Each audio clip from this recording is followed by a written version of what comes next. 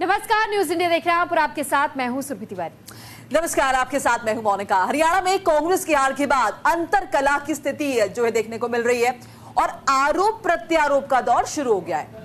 तो वही देखिए, हार के जिम्मेदार लोगों पर कार्रवाई होनी चाहिए, ये भूपेंद्र सिंह हुड्डा की ओर से कहा गया है। हरियाणा में कांग्रेस की हार के बाद से अंतर कला की शुरुआत हो चुकी है और अब अलग अलग तरीके से प्रतिक्रियाएं भी सामने आ रही हैं।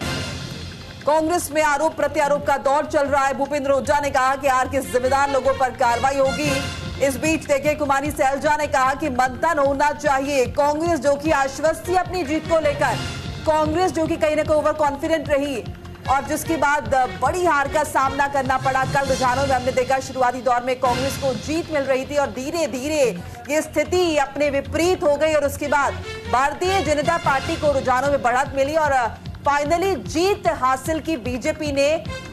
जीत पूरी तरह से अप्रत्याशित थी। इस बीच देखिए, कांग्रेस चूंकि हार गई है, ऐसे में अब आरोप शुरू हो गए हैं, प्रत्यारोप का दौर हो गया है कि कौन इसके लिए जिम्मेदार है।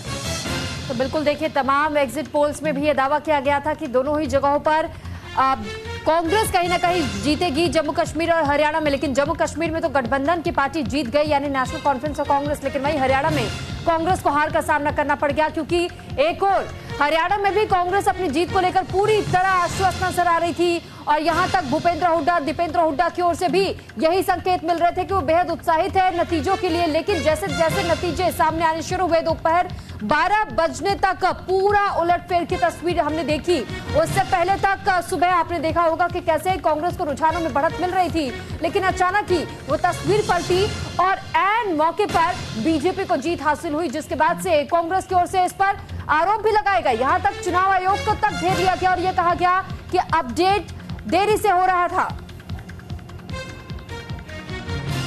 लोकतंत्र है ये और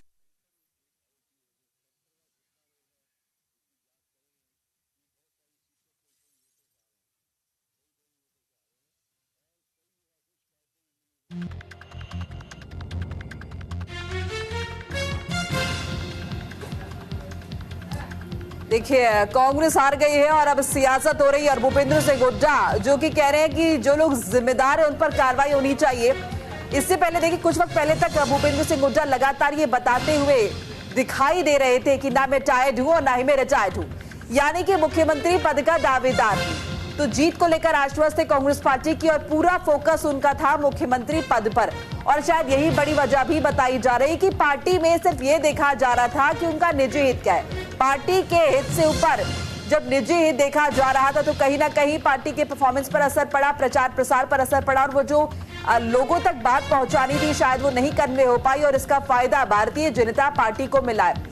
एंटी इनकम्बेंसी के बावजूद बड़ी जीत भारतीय जनता पार्टी ने दर्ज की है। अप्रत्याशित जीत इसे कह रहे हैं। इससे पहले आपको याद होगा, लगातार कांग्रेस पार्टी में इस बात का जिक्र हो रहा था कि मुख्यमंत्री कौन बनेगा, कुमारी सैलजा, भूपेंद्र सिंह हुड्डा, दीपेंद्र हुड्डा, कौन सीएम पद का दावेदार होगा, क्योंकि लगातार सबकी तरफ से अपनी अपनी दावेदारी ठोकी जा रही थी। तो फिलहाल हरियाणा में कांग्रेस को हार मिलने के बाद से अब अंतरकला की तस्वीर और खुलकर सामने आ चुके हैं। इससे पहले जैसा मेरे सहयोगी ने भी जिक्र किया कि किस तरह मुख्यमंत्री पद की दावेदारी को लेकर भी आपस में ही अंतरकला की तस्वीरें देखी गई थी, लेकिन बावजूद इसके ये कोशिश की गई कि कैसे लोगों को एक साथ जोड़े रखा जा सके। और अब ये भी खबरें सामने आ रही है कि हार के बाद एक बार फिर अंतरकला की तस्वीरें और स्पष्ट हो रही है। देखिए, कांग्रेस के हार के कारण बता रहे हैं। कांग्रेस के अंदर कलह भी नतीजों का कारण जो है माना जा रहा है। हमने देखा इससे पहले जिस तरह से कलह थी चाहे सीएम पद की दावेदारी को लेकर, और देखिए इसी दौरान इसी वजह से कहीं ना कहीं कुमारी सैलजा जो है उनके बीच और हुड्डा के बीच दरार साफ नजर आई थी। कुमारी सैलजा मैनिफेस्टो की लॉन्चिंग के वक्त भी नदारद दिखी। तो बिल्कुल देखिए, इसी तरीके से माना जा रहा है कि कांग्रेस ने अग्निवीर, किसान और पहलवानों के मुद्दों को जोर शोर से उठाया था, लेकिन बावजूद उसके कई ऐसे लोग थे जो कि पूरी तरीके से इससे सहमत नहीं हो पा रहे थे, क्योंकि इसके इतर बीजेपी ने उन मुद्दों को भी गिनाया था कि एमएसपी का आप जिक्र करते हैं, लेकिन ये भी याद कीजिए वो कांग्रेस का काल था जब महज 2 फसलों को लेकर के कांग्रेस ने सहमति जताई थी एमएसपी के लिए। यानी कि कह सकते हैं कांग्रेस की गारंटी पर लोगों को भरोसा नहीं था। धरातल पर, ग्राउंड लेवल पर कांग्रेस जो है काम नहीं कर पाई, वो कन्वे नहीं कर पाए लोगों के बीच अपना विजन और इस बीच देखिए हरियाणा में कांग्रेस पर भूपेंद्र सिंह हुड्डा का कंट्रोल था। भूपेंद्र सिंह हुड्डा जो कि सिर्फ अपने निजी हित के विषय में सोच रहे थे, पार्टी हित के बारे में नहीं, और शायद यही बड़ी वजह। तो वही देखिए टिकट बंटवारों में उनका दबदबा भी नजर आया था, क्योंकि आपको याद होगा कि 30 से 35 सीटें सैलजा को दी गई थी, लेकिन 72 सीटें यानी 72 टिकट ऐसे थे जो कि भूपेंद्र सिंह हुड्डा के करीबियों को दी गई थी। कांग्रेस चुनाव प्रचार में जाट की तरफ दिखती रही, ये भी एक बड़ी वजह जो है मानी जा रही है। ऐसे में कांग्रेस नॉन जाट और बाकी बिरादरियों से दूर हो गई, ये भी एक बड़ा फैक्टर माना जा रहा है। देखिए ये भी कहा जा रहा है कि नैरेटिव जो सेट हो चुका था कि कहीं ना कहीं कांग्रेस पार्टी जीतेगी, भारतीय जनता पार्टी को एंटी इनकम्बेंसी का सामना करना पड़ेगा, कहीं ना कहीं उसी नैरेटिव की वजह से कांग्रेस पूरी ताकत के साथ नहीं उतरी, चुनाव प्रचार में लोगों तक नहीं पहुंची, जन जन तक नहीं पहुंची, और शायद यही बड़ी वजह है कि कांग्रेस हरियाणा हार गई। तो बिल्कुल देखिए यहां तक कि कांग्रेस के हार का जो पूरा इस वक्त समीकरण निकालने की कोशिश की जा रही है, कई ऐसे मुद्दे हैं जिनको लेकर के कांग्रेस की हार को लेकर अब ये खंगाला जा रहा है, टटोला जा रहा है कि आखिर महत्वपूर्ण वजह इसमें से क्या रही और कौन इसका जिम्मेदार है। लेकिन साथ ही साथ सवाल ये भी है कि जिस तरीके से अपने मैनिफेस्टो में कई बड़े दावे किए गए थे कांग्रेस की ओर से, बावजूद इसके जनता भरोसा नहीं कर पाई, क्योंकि वो काल देखा था कांग्रेस का कि किस तरीके से जब 15 साल पहले तक में कांग्रेस सत्ता पर काबिज थी, ऐसे में उस दौरान में क्या कुछ हुआ, और जिन किसानों का मुद्दा उठाने की कोशिश इस बार कर रही है, उस वक्त किसानों के मुद्दे पर चुप्पी कांग्रेस ने भी साध ली थी, और ऐसे में पहलवानों के मुद्दे को भी उठाने की कोशिश की गई, लेकिन महज राजनीतिक तौर पर इस पहल को भी अंजाम देने की कोशिश की गई थी।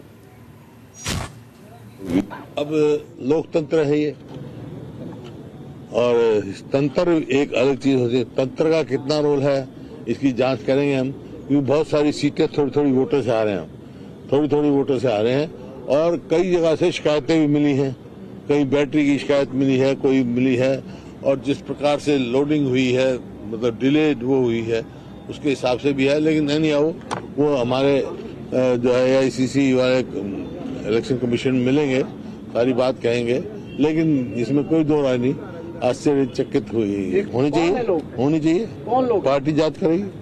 आपको लगता है कोई है हार के जिम्मेदार? मेरे को क्या पता, कोई अगर किसी को होगा शिकायत तो पार्टी भी जाएगी, कमेटी बनेगी पार्टी की, पूरी होता है, इसमें तो एक प्रथा है पार्टी। तो देखिए आरोप प्रत्यारोप का दौर जाहिर तौर पर शुरू हो गया है, चूंकि कांग्रेस पार्टी ने बड़ी हार का सामना किया है, और वो हार जिसकी उम्मीद नहीं की जा रही थी, ऐसे में हार जाहिर तौर पर बड़ी हो जाती है, और ये चोट बड़ी हो जाती है, क्योंकि उम्मीदें बहुत ज्यादा थी। अब सोचिए बात यहाँ तक आ गई थी कि बस सीधे सीएम पद को लेकर रेस चल रही है, सीएम पद का दावेदार कौन होगा इस पर चर्चा हो रही है, क्योंकि ये मान लिया गया था कि हरियाणा में तो कांग्रेस ही आएगी, हवा तो इसी तरह चल रही है, भारतीय जनता पार्टी को एंटी इनकम्बेंसी का सामना करना पड़ेगा। 10 साल हो चुके हैं बीजेपी को, तीसरी बार आना बहुत मुश्किल है। ऐसे में अगर चोट लगी है, अगर हार का सामना करना पड़ा है, तो जाहिर तौर पर ये बहुत बड़ी हार है, जिसे लेकर किरकिरी भी हो रही है, और अब कहीं ना कहीं अंतरकला भी नजर आ रही है, और अब आरोप प्रत्यारोप भी शुरू हो गया, एक दूसरे पर आरोप लगाए जा रहे हैं कि कौन इस हार के लिए जिम्मेदार है। तो बिल्कुल देखिए अगर कोई भी पार्टी जीतती है तो ऐसे में जीत का क्रेडिट लेने के लिए तो हर कोई सामने आ जाता है, लेकिन जब हार की बारी आती है तो फिर हार के वक्त में एक दूसरे पर ठीकरा फोड़ने का काम किया जाता है, और ठीक वही स्थिति इस वक्त आप हरियाणा में कांग्रेस पार्टी में देख रहे हैं, और इसी वजह से कहा जा रहा है कि हरियाणा में अब कांग्रेस पार्टी की जो अंतरकला है वो खुलकर सबके सामने आ रही है। साथ ही साथ जिस तरीके से इस वक्त आपने भूपेंद्र हुड्डा को भी सुना, और ये वो कहते हुए दिखाई दिए कि ये राजनीति है, हार जीत लगी रहती